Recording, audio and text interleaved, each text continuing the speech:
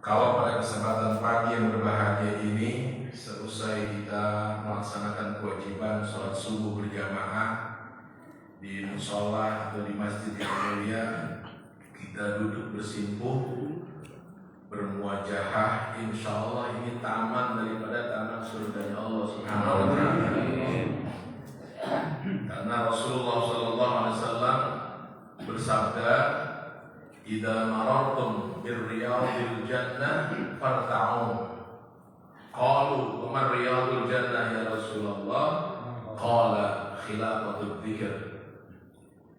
Kata Rasulullah, kalau kamu lagi berjalan, kemudian kamu mendapati di situ ada taman daripada taman surga Allah, maka berhenti bergabung. Kita lagi jalan, ada taman surga, berhenti. Ya, jangan polisi tidur doang berhenti ya. Kalau lagi ada taman surga kita berhenti, kata Nabi. Sahabat pada bingung, apa itu taman surga ya Rasulullah? Yang dimaksud kata Rasulullah, khilafatul dzikr, yaitu majlis ta'lim. Kan kalimatnya khilafatul dzikr berarti majlis zikir. Zikir di sini maksudnya majlis ilmu. Jadi kata-kata zikir itu kadang diartikan ilmu. Contohnya apa? Allah Subhanahu wa Ta'ala berfirman dalam Al-Quran, "Fas'alu ahla dzikri in kuntum la ta'lamun." Bertanyalah kamu masalah agama kepada ulama jika kamu tidak tahu. Jadi kalau masalah agama nanya kepada ulama. Kalau comberan macet hanya insinyur. Kalau mau beranak bidan gitu. Jadi masing-masing ada spesifikasinya. Jangan urusan bangunan ulama ditanya, agak ngerti. Ya. Nah, jadi adzikir di situ artinya adalah majlis taklim, majlis taklim. Jadi insya Allah kita duduk di sini sampai selesai. Sampai jam berapa nih? Ya. Itu insya Allah kita catat duduk di taman surga Allah dan berhak kelak masuk ke dalam surga Allah Subhanahu wa Ta'ala. Hadirin rahmat Allah Subhanahu wa Ta'ala, bangun musola, ini musolanya luar biasa cakep banget ini ya. Jauh musola saya ya. Bahkan saya pikir dari masjid gitu kan. Ini musolanya indah, bangunnya susah, bangunnya tentunya butuh perjuangan dan pengorbanan, tapi ada yang lebih susah, yaitu memakmurkannya, menghidupkannya. Kadang-kadang bisa bangun doang, tapi 5 waktu kayak rumah hantu, sepi, nggak ada kegiatan-kegiatannya. Dan justru masjidnya bagus, musholanya bagus, kalau bisa dimakmurkan, disiarkan. Nah inilah yang mudah-mudahan kita termasuk orang-orang yang beriman kepada Allah Subhanahu wa Ta'ala. Allah Subhanahu wa Ta'ala berfirman, "Wa may ya'muru masajidallahi man amana billahi wal yawmil akhir." Tidaklah orang yang memakmurkan masjid kecuali mereka-mereka itu orang yang beriman kepada Allah dan hari akhir. Nah mudah-mudahan kita semuanya nih orang yang beriman. Kita doain mudah-mudahan lulus sekolahnya, dipanjangkan umur, disehatkan badannya, jangan cepet ngambek. Karena masjid di mana aja berantem lu, rebutan kotak amal, rebutan menjadi imam, jangan. Naudzubillah min. Kata seorang ulama yang ada jin kanak untuk mengacak-acak pengurus masjid.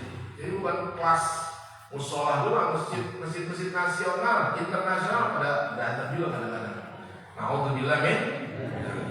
Mudah-mudahan enggak di masjid di musola mutakin ini. Hadirin dirahmati Allah Subhanahu wa Ta'ala. Allah Subhanahu wa Ta'ala banyak memerintahkan kepada kita di dalam Al-Quran. Kalau kita lihat ayat-ayat Al-Quran itu banyak perintah agar kita menjadi orang yang bertakwa. Orang yang bertakwa. Ya ayyuhalladzina amanu taqullaha haqqa tuqatih. Ya ayyuhalladzina amanu taqullaha wal tanzur nafsum ma qaddamat lighad. Ya ayyuhalladzina amanu taqullaha wa qulu qawlan sadida. Banyak tentang takwa. Apa sih takwa? Itu Batak sama Jawa bukan ya. Takwa artinya imtithalu awamirillah wajtinabu nawahihi. mengerjakan perintah Allah, meninggalkan segala larangan-larangannya. Cuma dua, perintah dikerjain, larangan ditinggalin. Kelihatannya gampang, tapi perintah Allah sangat banyak, larangan Allah sangat banyak. Gak mungkin bisa mengerjakan perintah, meninggalkan larangan kalau kita kagak belajar dulu mana perintah, mana larangan. Oh, yang penting kerjain aja perintah, jangan-jangan itu larangan lagi. Ya kita tinggalin aja, jangan itu perintah. Dengan kata lain, asasut taqwa al-ilm. Pengen jadi orang yang bertakwa harus belajar ilmu agama. Makanya ini majlis pertama kali ya diadakan, mudah-mudahan bisa menimbulkan ketakwaan di dalam diri kita dan kita menjadi orang-orang yang bertakwa kepada Allah Subhanahu wa taala. Karena tanpa belajar ilmu agama, tanpa hadir di majlis ilmu seperti ini, nonsen, mustahil kita menjadi orang yang bertakwa. Kita nggak tahu mana perintah Allah. Kadang-kadang perintah Allah kita kerjain, sholat yang penting gue sholat. Wailul lil musallin, neraka buat orang yang sholat. Alladzina hum an sholatihim sahun, alladzina hum yura'un wa yamna'una ma'ruf. Jadi sholat belum tentu masuk surga. Diingatin Allah, wailul lil musallin, neraka, celaka buat orang yang sholat. Jadi sholat nggak boleh sembarangan, bertakwa nggak bisa tanpa ilmu. Yang penting saya puasa. Kata Nabi, rubba sha'imin laisa lahu min siyamihi illa al-ju' wal 'atas. Berapa banyak orang yang berpuasa kagak dapat apa-apa, cuma dapat lapar dan jadi ibadah belum tentu masuk surga. Yang penting kan udah haji. Kalau udah haji, insya Allah masuk surga. Ya, kalau hajinya mabrur, ya, itu haji, umroh cepat menghantarkan seseorang masuk ke surga di satu sisi, di sisi lain cepat menghantarkan orang masuk neraka. Hati-hati tuh, jual kebun, kandang sapi ya. Dulu namanya kandang sapi, sekarang aja ya bumi raya ya. Ya, Cilunguk sekarang diganti Cilunguk Indah ya. Nggak apa-apa, bagus ya. Nah, orang haji kalau nggak pakai ilmu, ya itu cepet banget masuk neraka. Mendingan tinggal dia nggak usah haji. Umroh cepet banget masuk neraka. Contohnya apa? Dia niat ihram. Ya, dulu saya pergi haji bareng Pak Rasidan tahun 2018. Kalau nggak belajar manasik haji, nggak manasik udah pokoknya penting. Kan orang pergi haji kadang-kadang nipin kopernya. Ya, kopernya besok mau apa? Sarden, sekolah bumbu, pecel, segala. Ilmunya nggak dipelajarin. Manasik haji kagak yang dipikirin, kita pulang beli ini, beli beli emas gitu. Ilmunya kagak dipelajari. Sehingga apa? Tawafnya salah, sa'inya salah. Tawaf itu dari Hajar Aswad sampai Hajar Aswad tadi satu puter. Kadang-kadang yang terakhir belum nyampe Hajar Aswad, temannya yang depan udah selesai, belok kanan dia belok aja, padahal kurang 2 meter. Ini berarti tawafnya kurang 2 meter. Gitu. Terus sa'i orang muter dia muter aja. Padahal di sana mantap udah kita motong jalan aja. Daripada rapat, padahal yang namanya sa'i itu harus lewatin amud namanya. Amud itu tiang, nggak mesti nginjak bukit sofa, bukit marah, tapi tiangnya ini harus kita lewatin. Tapi karena di sini ada jalan pintas, dia muter aja, sini macet gitu kan. Nah sini aja. Nah kalau motong jalan, mereka juga maklumin. Mereka juga maklumin. Kagak sah. Kalau nggak sah, berarti dia masih muhrim. Bukan mahram. Ini kita kadang-kadang karena nggak ngaji, soalnya nih gitu, lu bukan muhrimnya. Ya mau gua bukan muhrim, gua lagi nggak ihram. Muhrim artinya orang lagi pakai ya. Nah kalau mahram, orang yang haram kita nikahin, mak kita itu mahram kita tuh. Kalau bini kita bukan mahram, apalagi orang lain, ada janda, itu bukan mahram kita tuh. Gak boleh deket-deket, itu namanya mahram. Jangan muhrim, habis ngaji jangan bilang soalnya lu bukan muhrimnya. Bukan muhrim orang yang pakai pakaian ihram laki-laki, kalau perempuan namanya muhrimah. Gitu. Nah, karena masih ihram, belum tahallul dia, belum bisa cukur, dia udah cukur aja. Ya, udah cukur, udah tahallul. Padahal tawafnya kurang 2, sakinya kagak pas. Itu harus diulang. Pulang ke rumah, haram pakai minyak wangi, pakai wangi-wangian. Haram cukur rambut, cukur kuku, ganti putih kuku. Haram pakai pakaian berjahit kalau laki-laki. Haram pakai penutup kepala. Haram hubungan suami istri. Haram terus. Udah di rumah, udah nyampe kandang sapi. Masa dia mau balik lagi ke Mekah? Lagi pergi haji. Daftar sekarang sudah 23 tahun. Kira-kira masuk surga, masuk neraka? Masuk neraka. Karena dia masih taat, masih mohon terus. Sampai dia pikir dia enggak berdosa terus. Harus dia balik lagi ke sana, dia tuntasin itu yang 2 meter. Dia selesaikan sakinya. Hati-hati. Makanya kata Umar bin Abdul Aziz, ma aktsara ad-dajij wa ma aqalla al-hajij. Orang yang pergi haji banyak, tapi yang diterima cuma dikit. Selebihnya ada diterima oleh Allah Subhanahu wa taala. Nauzubillah min. Kenapa tuh? Karena enggak mau belajar ilmu agama, karena enggak mau belajar manasik haji. Jadi sholat masuk neraka, kemudian haji gampang banget masuk neraka, puasa juga tidak diterima, zakat juga kalau kagak ngerti cara-caranya, jual beli kita juga bisa masuk neraka. Makanya untuk jadi orang yang masuk surga, untuk jadi orang yang bertakwa harus belajar ilmu agama. Makanya pagi-pagi ini dirintis pengajian pada kesempatan pagi ini supaya kita berilmu. Kalau kita udah belajar, kemudian ibadah kita masih salah, insya Allah dikasih dispensasi Allah. Insya Allah dimaklumin. Karena dia masih belajar nih, baru babnya bab toharoh, belum belajar bab nikah. Bab nikah belum nyampe. Ya, apalagi ngaji cuma sebulan sekali kan. Lama banget, hati-hati belum selesai nikah. Nah itu mudah-mudahan diampuni oleh Allah SWT. Tapi kalau kita diam, udah nggak paham agama, ibadah aja lah selagu-lagunya, itu bisa jadi salah. Sholat aja gampang, sholat nggak, wudhunya salah, itu nggak benar wudhunya, acak-acakan. Terus kemudian yang paling banyak kata Nabi, umatku ini masuk neraka, masalah istinja, masalah cebok. Ibu-ibu, bapak-bapak kalau cebok hati-hati, belum tiris banget, udah selesai, dengan kantongin aja tuh ya. Tahu-tahu netes dikit. Ini sampai rengat coba orang Betawi, orang kandang sapi. Ya, saya orang Betawi juga Pak, jadi saya nyesuaiin. Sampai rengat kalau kita sujud kagak diterima, mau masuk neraka. Makanya Nabi mengatakan umatku paling banyak masalah istinja masuk neraka. Jadi suatu saat Rasulullah SAW berjalan di kober, di pekuburan.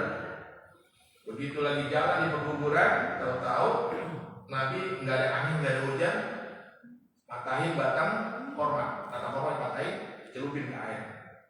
Ya sahabat Umar nanya, ada apa nih Rasulullah? Karena Nabi Muhammad, bapak-bapak sekalian, itu ngelihat kuburan kayak ngeliat akuarium, kelihatan apa enggak? Di dalam ikannya lihat Nabi Muhammad seperti itu ya, diberikan keistimewaan. Nabi doang yang bisa begitu. Kalau orang kandang sapi mengatakan bisa melihat kuburan, lagi mata bisa melihat, gua mau lihat tadi, bohong itu ya. Kalau kata orang lain robot itu mah ya, bohong ya, karena nggak ada yang bisa. Kalau Nabi melihat, karena Nabi mengatakan di kitab Maraqil Ubudiyah karangan Syekh Nawawi Bantani, bi khalfihi kama min ru'yatun thabatat wala yura athru qawlin minhu dhil fatani. Maksud gitu ya. Jadi Nabi depan sama belakang kelihatan Pak. Enggak pakai kaca spion. Memang kita pakai kaca spion masih nyeruduk juga. Oh pinggir-pinggir udah diparkirin, bisa nabrak dulu. Nabi Muhammad depan belakang lihat. Kelihatan kan? Ya. Nah Nabi Muhammad juga melihat kuburan seperti kan akuarium, kadang-kadang nggak selalu. Akhirnya kata Nabi, ini dua penghuni kubur ini sedang disiksa. Emang dia nggak sembahyang, rajin sebenarnya. Emang dia nggak puasa, puasanya rajin, semuanya rajin. Kenapa ya harus disiksa? Yang pertama nih, kalau istinjanya ceboknya aku benar, jadi digebukin. Makanya aku berikan bantuan la'allahu ayyukhaffifa ma lam yalbasa. Mudah-mudahan lepah korma ini yang aku basahin bisa meringankan siksanya. Yang satu lagi, kenapa ya Rasulullah? Ini rajin ngaji, cuman mulutnya ngomongin orang mulu. Habis bayar, nongkrong sedang nongkrong. Malu mulai dia begini. Ngomongin orang banyak kan, siapa yang sabtu ngomongin lagi. Ya, nah ini pahala habis. Jadi begini juga. Nauzubillah min. Jadi belum tentu bapak-bapak kita sembahyang, kita rajin puasa, rajin baca Quran, itu udah pasti masuk surga, belum tentu. Jadi kalau begitu mendingan gak usah sembahyang dong. Coba katakan sapi. Apalagi yang ada sembahyang, ya sembahyang aja belum tentu masuk surga. Nah makanya landasi ibadah kita dengan ilmu belajar. Fakullu man bi ghairi ilmin ya'malu a'maluhu mardudatun la tuqbalu, kata Imam Ibnu Ruslan di dalam kitab Subatnya.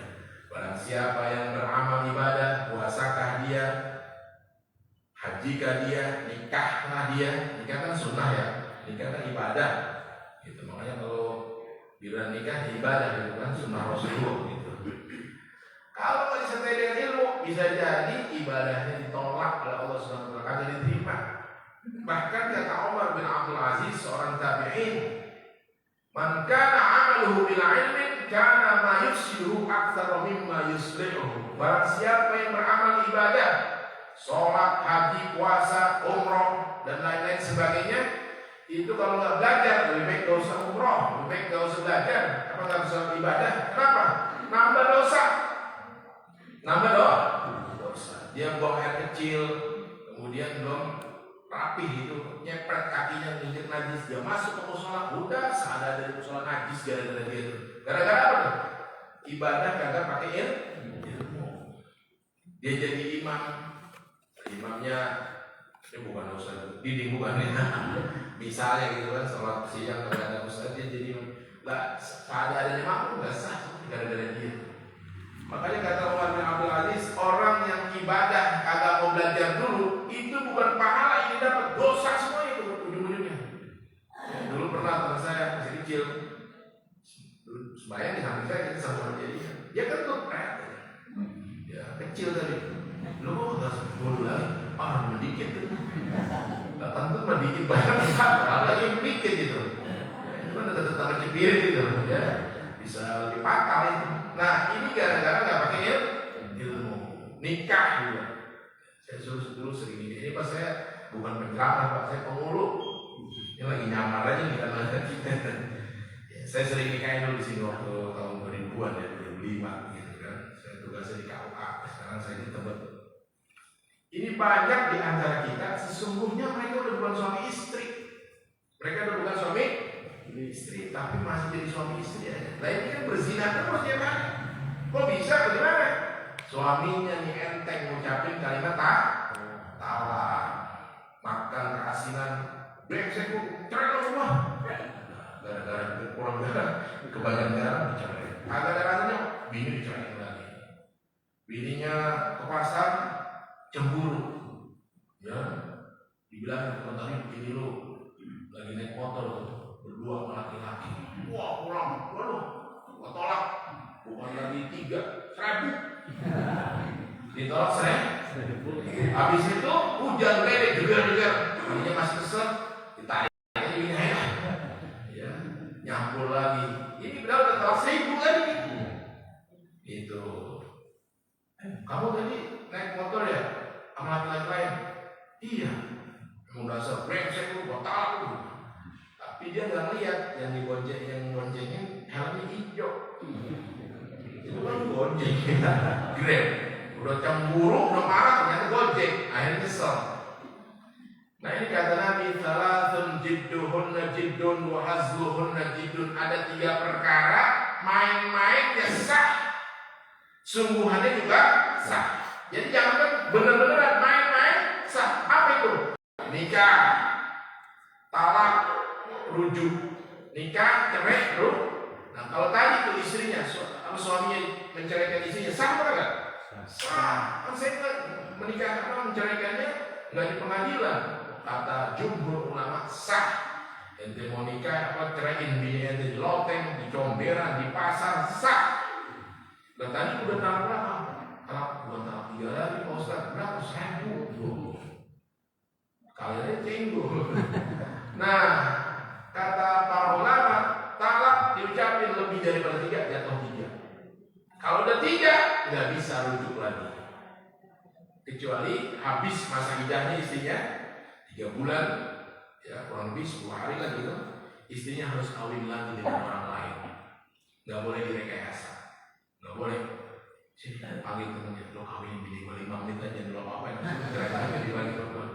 Ya ini keblok ini mungkin nggak boleh. Saya pernah tegur, maaf, jadi visual itu waktu lagi syuting di Masjid Pondok Kelapa, film Gerbang Penantian, dia bikin film banyak orang waktu segala macam. Begitu saya lagi nikahin di Pondok Kelapa, dia bikin film itu. Ini lagi cerita aja nih ya dulu ya, karena nasihatnya itu dengan diagama. Jadi di film itu si Inneke Koesherawati ya, jadi bercerai sama Herman Melani, udah cerai 3, bertalak 3. Dia pengen balik lagi, nyesel karena ada anak, kemudian masih cinta. Kemarin gara-gara emosinya dia, akhirnya dia minta tolong sama Bang Jack, jadi visual. Bang Jack, ceritanya di film ini ceritanya bukan beneran. Ente nikahin bini aneh, habis itu ceraiin biar aneh balik lagi. Oh kalau siap, kemudian kota bagaimana sih? Bantuin teman, toleransi sama teman, solidar. Nah ini kagak boleh. Jadi harus natural, nggak boleh direkayasa. Karena kata Nabi, la'anallahul muhallilat wal muhallilah. Allah melaknat orang yang merekayasa dan yang direkayasa. Harus natural, nikahnya nggak boleh direkayasa dan harus hubungan suami istri. Siapa yang maaf bini kita udah digaulin sama orang lain, bapak mau pak? Kagak lah, udah habis buras katanya ya, nggak bisa. Nah itulah gara-gara nikah kagak belajar hukum munakahat, nikah kagak belajar dulu, hati-hati. Jadi kita anggap ini masih bini kita ya, padahal itu berzina masuk neraka. Dengan kata lain, untuk menjadi orang yang bertakwa wajib belajar ilmu agama, wajib hadir sering-sering di majelis taklim semacam ini. Siapapun nggak bisa ngikutin Habib, ngikutin Kiai. Siapa pak? Main sama Habib mulu, harus supir pribadinya. Nggak bisa ngikutin Kiai kemana ya, nggak bisa. Ngikutin Nabi juga nggak bisa. Harus belajar. Jadi nganterin Kiai dia duduk belajar. Siapapun, ayam juga walaupun tinggalnya di lumbung padi, kalau sakit nggak mau mantok beras mati.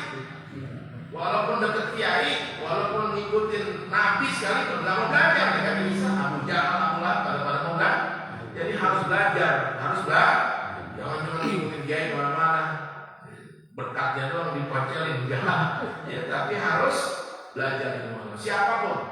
Makanya Allah Subhanahu wa taala berfirman di dalam Al-Qur'an, mengajarkan kita untuk menambah. Satu-satunya Allah memerintahkan kepada kita untuk menambah, bukan nambah bini, bukan nambah rezeki, bukan nambah anak, tapi nambah ilmu.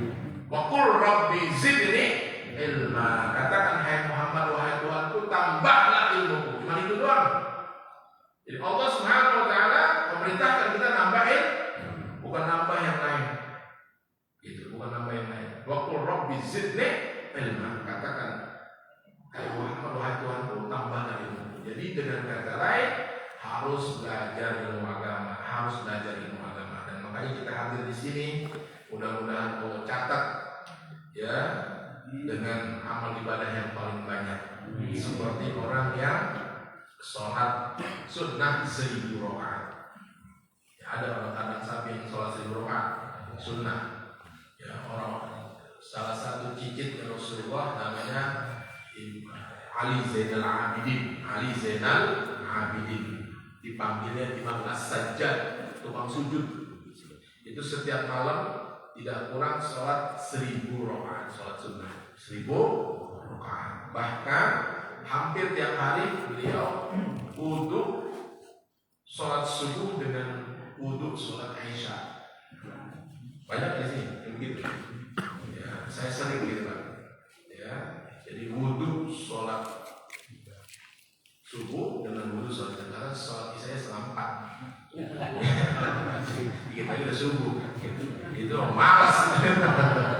Ya, kalau Imam Ahmad bin Hanbal setiap malam 500 rakaat sholat sunnah, 500 rakaat. Ketika beliau masih gagah, begitu udah agak tua 300 rakaat. Nah, kita berapa rakaat?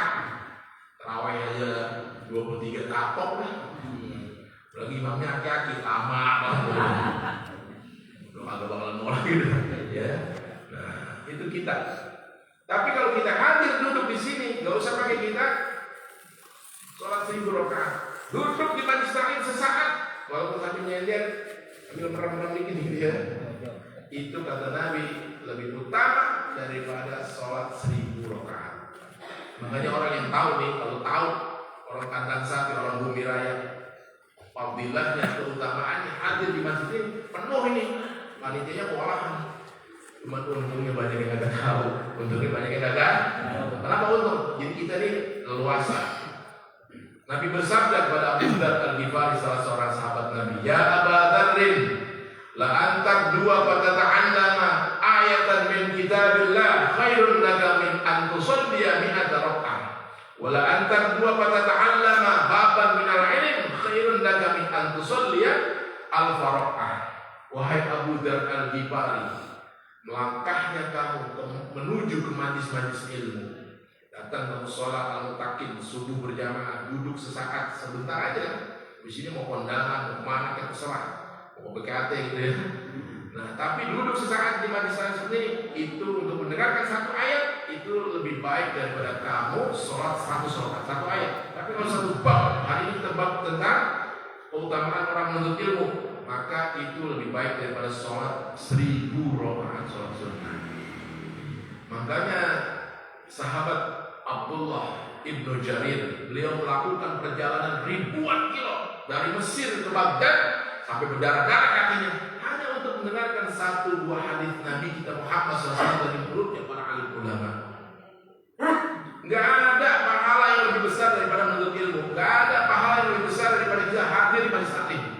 Jadi kalau kita gak sempat pergi haji karena gak mampu, bukannya karena malas, umroh kagak punya duit, sedekah juga pas-pasan, ngapain saya bisa masuk surga? Ini majelis taklim. Di mana aja ada majelis taklim, di mana aja ada taman daripada taman surga, hadir walaupun sesaat. Gitu, jangan sampai ditinggalin. Karena apa? Kata Nabi, tidak ada ma'ubillallahu bisyai'in afdala min fiqhin bidin. Tidak ada ibadah yang bisa melebihi pahala orang yang menuntut ilmu agama. Orang yang menuntut ilmu dengan catatan ikhlas lillahi ta'ala. Jangan belajar pengen bodoh-bodohin orang awam. Belajar supaya mendapatkan kemuliaan di mata masyarakat gitu. Jadi orang alim yang dapat berkat. Jadi tujuannya nyari berkat supaya dapat amplop. Jangan seperti itu. Tapi lillahi ta'ala untuk menyampaikan ilmu agama kepada masyarakat. Nah, ini ibadah yang paling tinggi pahalanya. Nggak ada. Dan kita kadang-kadang menyangka yang wajib itu sholat doang, yang wajib puasa Ramadan doang, ngaji mah. Ya kalau sempat, kalau kagak juga nggak apa-apa, salah. Justru menuntut ilmu ini fardu hukumnya. Talabul ilmi fardhatun ala kulli muslimin, rawahu Baihaqi. Menuntut ilmu itu fardu, wajib bagi setiap orang muslim yang laki maupun yang perempuan. Jadi kalau nggak menuntut ilmu, dosa kita tiap hari Pak. Ilmu apa? Ilmu agama yang wajib diketahui oleh setiap orang belajar wudu, belajar sholat, belajar akidah. Yang sampai kita sholat yang kita sembah Allah, kita agak paham tentang Allah. Salah tentang Allah. Sholat bertiga, yang satu jadi imam. Imamnya bayangin Allah gede kayak asap, makmumnya bayangin Allah bersinar-sinar. Yang satu lagi burung tuh nggak bisa bayangin. Ya. Ini tiga-tiganya bukan menyembah Allah, kafir ini tiga-tiganya. Kenapa? Dia berarti menyembah selain Allah. Karena dia menyembah bayangannya sendiri, imajinasinya sendiri. Tuh, gara-gara kagak belajar kan? Tinggal belajar akidah. Nauzubillah min. Jadi hati-hati Pak, ibadah kita ini bisa kagak diterima kalau kita nggak belajar ilmu agama. Nah, kalau kita sudah belajar ilmu agama, kemudian ibadah kita masih ada kekurangan-kekurangan, tapi masih baca terus. Minal mahdi lain, dari buayan sampai kita masuk ke yang lahat, mudah-mudahan diampuni oleh Allah Subhanahu wa taala.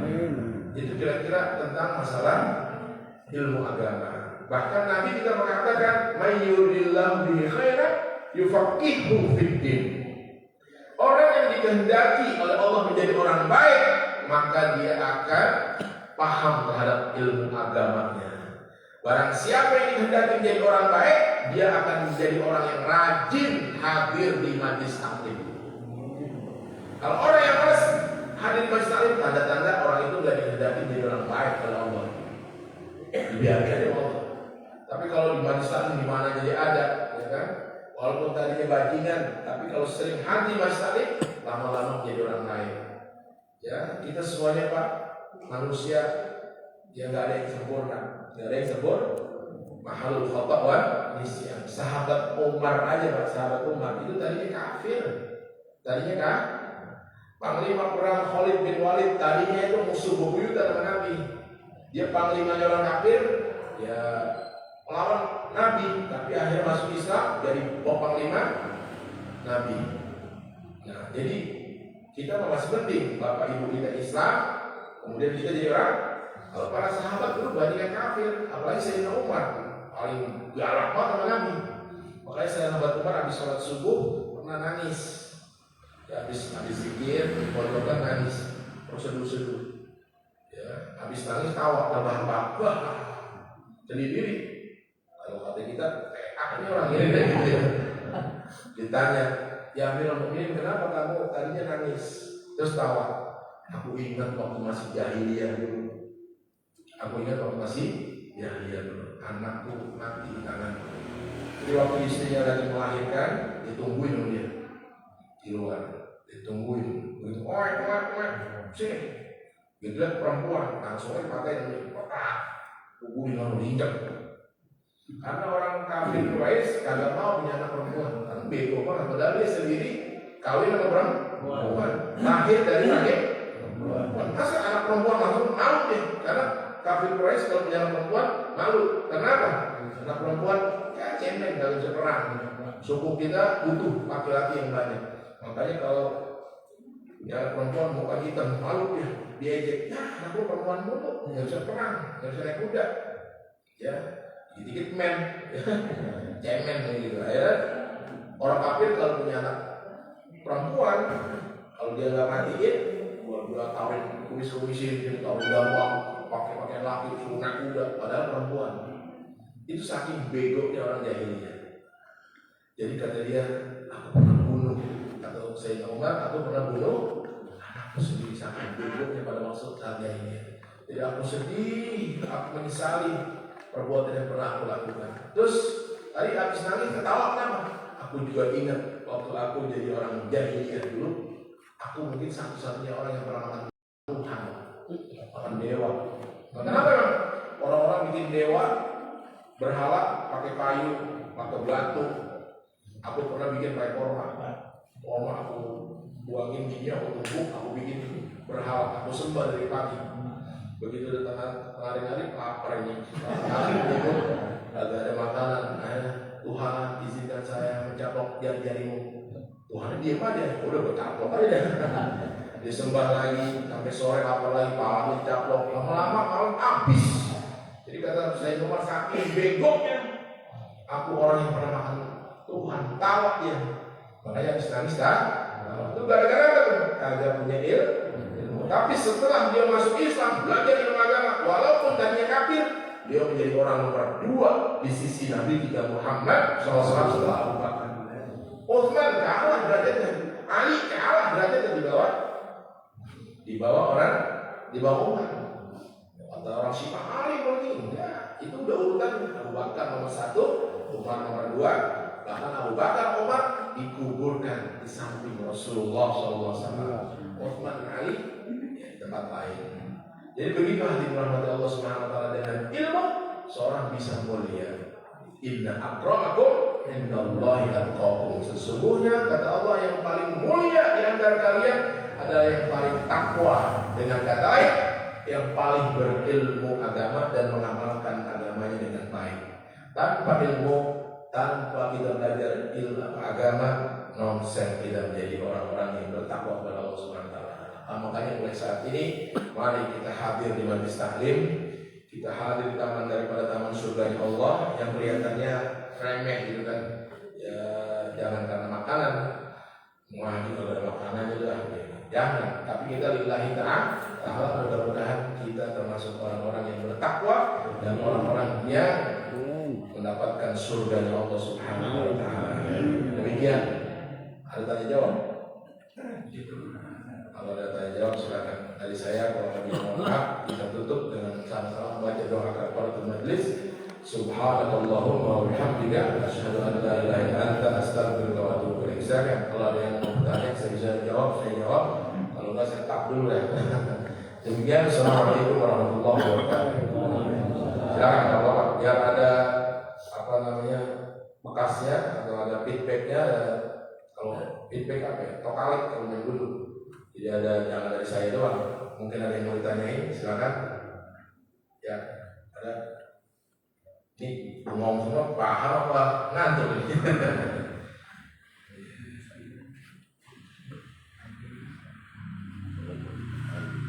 Siapa ini? Ya, temannya. Ada. Ya, silakan. Boleh. Masih banget. Ya, silakan. Assalamualaikum warahmatullahi wabarakatuh. Terima kasih Ustaz Haji hadir di kami. Tadi ada sedikit yang yang paham juga ya di kami itu biasanya tapi sikap gitu ya.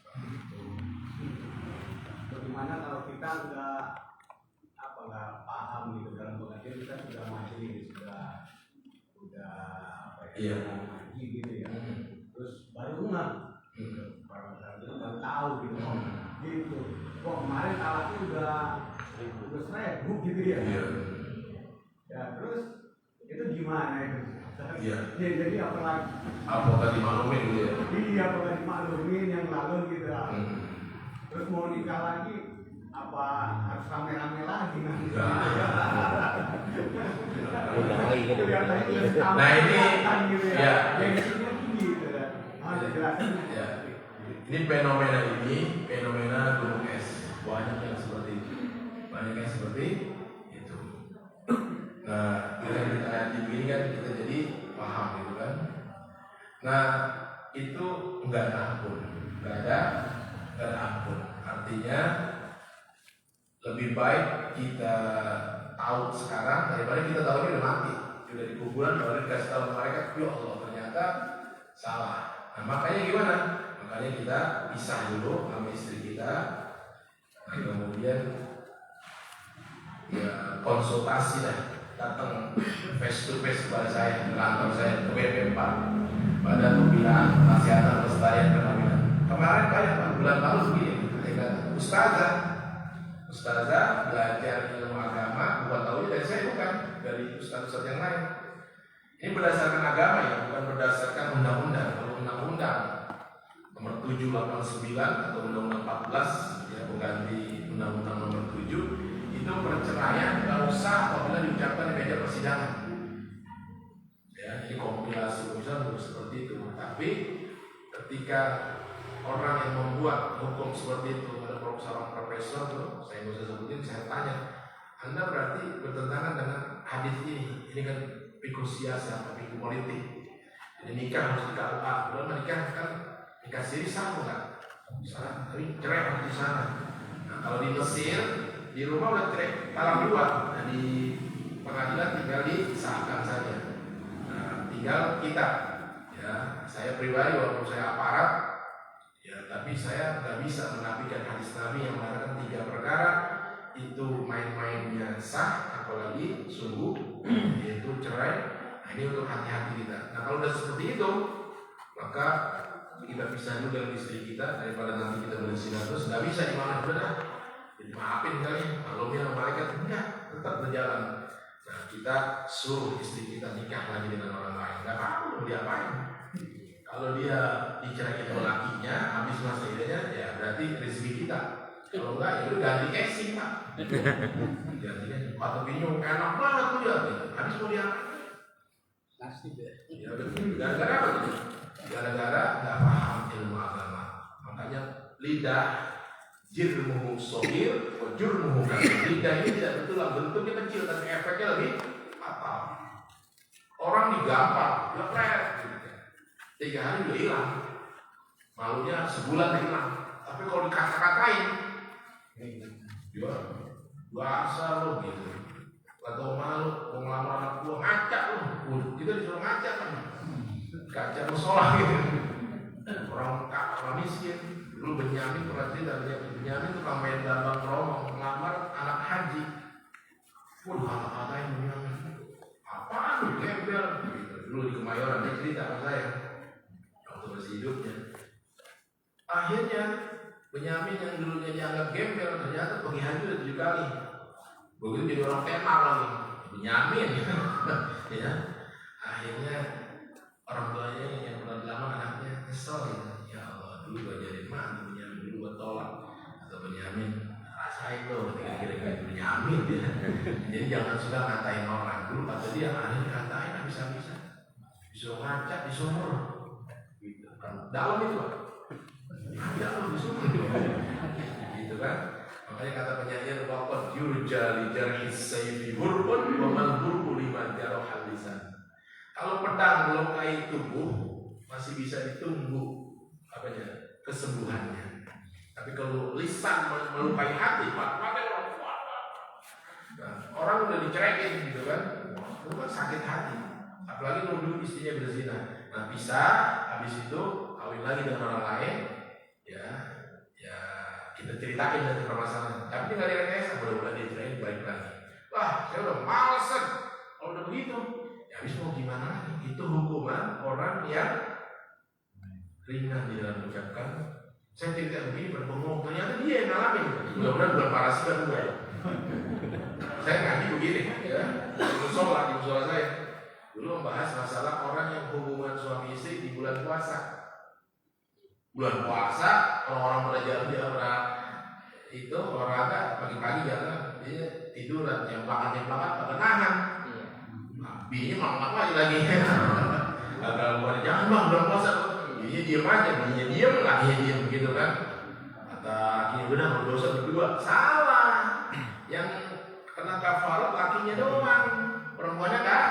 Aman, perempuan mandai diem aja dia nggak salah. Tapi yang lakinya kena nih puasa 2 bulan berturut-turut, sebulan aja ngebul malam kita, apalagi 2 bulan berturut-turut. Begitu saya jelasin begini, abang ipar saya nanya, ya dia kalau pakai mandi pusat, yes, gue dulu pernah begitu, ya, berarti abang tua gua. Saya diem aja dah, gimana urusannya tuh tadi gitu. Gue udah jajar puasa 2 bulan berturut-turut tapi gak kuat. Nah kalau memang gak kuat, memberi makan makin miskin 60 orang. Tapi jangan udah usah puasa, ya dia kebetulan tukang beras, gampang pakaiannya nggak bisa. Harus yang pertama membebaskan budak dulu.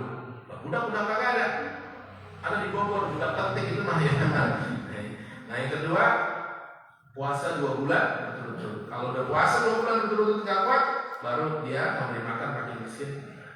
Nah kalau yang kayak parasiban itu agak berat tuh, berat itu. Ya nanti kita akal-akalin dah. Bukan kita akal-akalin artinya direkayasa, bukan dicari yang keluarnya. Banyak seperti itu, banyak orang seperti itu. Tapi untungnya masih paham, masih sadar. Kalau nggak sadar, tahu tinggal dunia. Saya juga cari Dengan talak angin lah, talak 7. Nah ini nggak ada jalan. Ini gara-gara apa nih?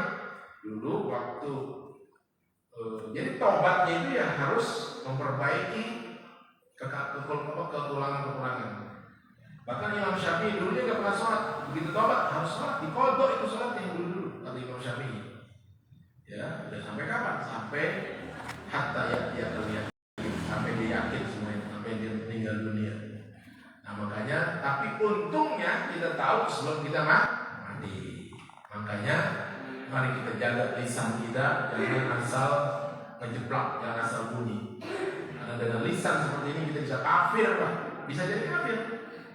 Nabi bersabda, innal abda la yatakallamu bil kalimati la yara biha ba'sa yahwi biha ila nari sab'ina kharifa.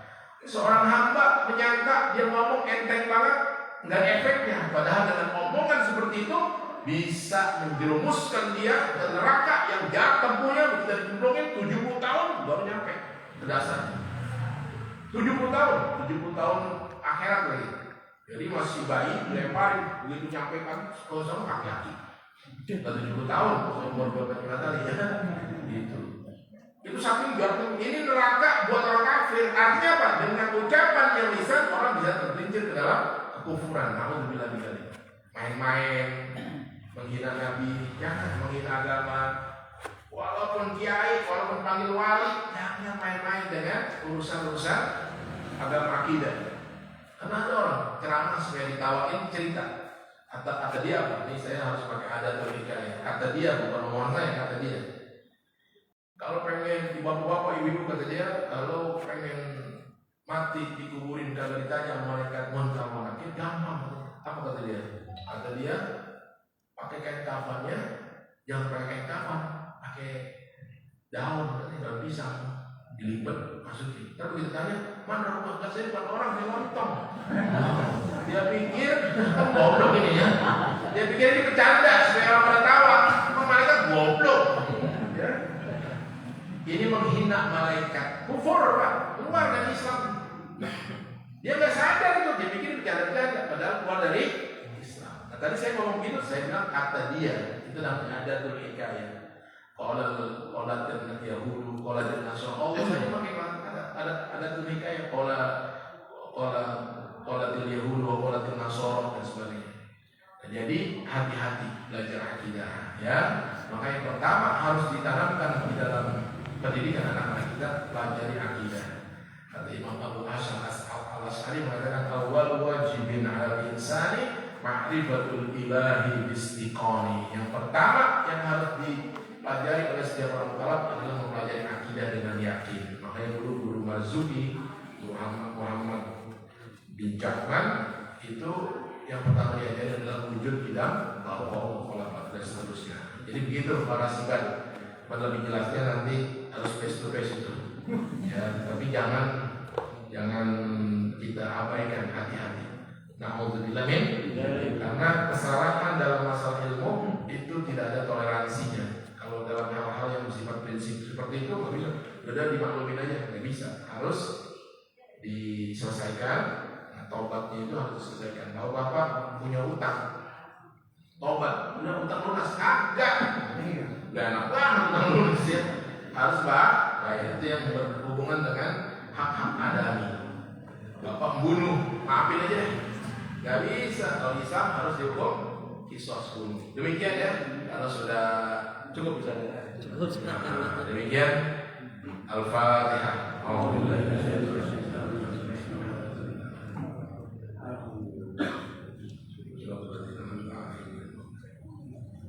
Kurang lebih mohon maaf. Allah manfaatna bima 'allamtana wa zidna 'ilman nafi'an wa 'amalan mutaqabbalan wa rizqan tayyiban wa barakatuh. Rabbana atina fid dunya hasanatan wa fil akhirati hasanatan wa qina adzabannar. Assalamualaikum warahmatullahi wabarakatuh.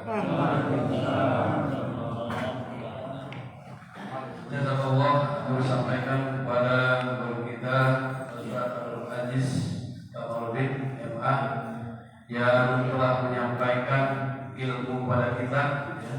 Mudah-mudahan apa yang beliau sampaikan kita